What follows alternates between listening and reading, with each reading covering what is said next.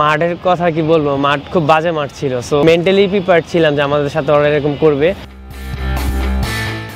Asian কাপের বাছাই পর্বে সমীকরণের বেড়াজালে আটকা হামজা জামালদের দল 14 অক্টোবর হংকংয়ের বিপক্ষে অ্যাওয়ে ম্যাচে খেলবে বাংলাদেশ।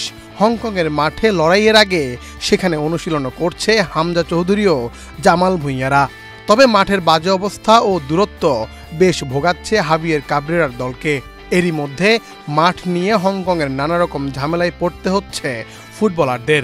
এর আগে মাঠের ফুটবলে হংকং জিতলেও হামজা সমিত সোমরা ঠিকই বুকে কাঁপুনি উঠিয়েছে হংকংয়ের। তাই তো ম্যাচের আগে মানসিকভাবে জামালদের চাঙ্গা থাকতে দিচ্ছে না Hong Kong. Gold's Gym across 30 plus countries with over 700 plus locations worldwide. Train anywhere, belong everywhere.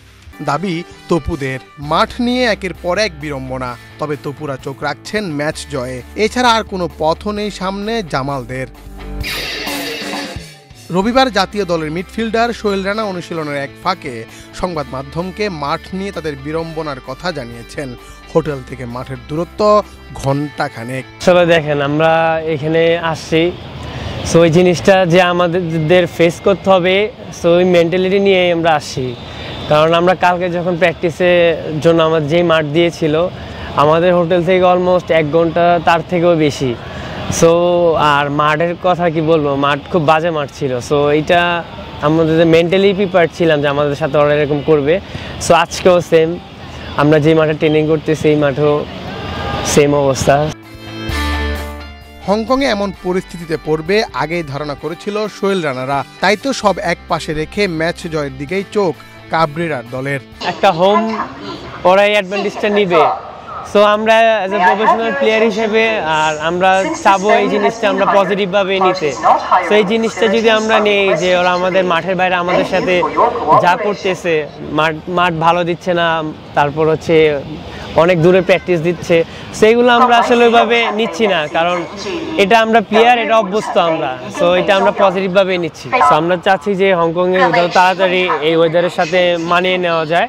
So ওইটা আমাদের লক্ষ্য। আর হচ্ছে আমাদের নেক্সট ম্যাচ আমরা কীভাবে খেলবো বা আমাদের কি প্ল্যানিং থাকবে বা আমাদের যেই মিস্টেকগুলো ছিল, সো ওগুলো নিয়ে আমরা কাজ করতেছি যে আমাদের মিস্টেকগুলো যেন আমরা নেক্সট ম্যাচে যেন আমরা না করি, সেই জিনিসগুলো নিয়ে আমরা ফোকাস। সো আশা করি আমাদের ওই অ্যাবিলিটি আছে ওদেরকে বিট করার মতো। সো ইনশাল্লাহ আমরা অবশ্যই ম্যাচটা জিততে যাবো। মাঠ নিয়ে এবারই প্রথম নয়, এর আগে এশিয়ান কাপের বাছাইয়ে ভারতেও তিক্ত অভিজ্ঞতা হয় হামজাদের।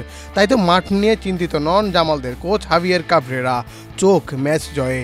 Analyze the video, analyze the match. There are certain things that, honestly, the match was perfectly executed. The plan by the players.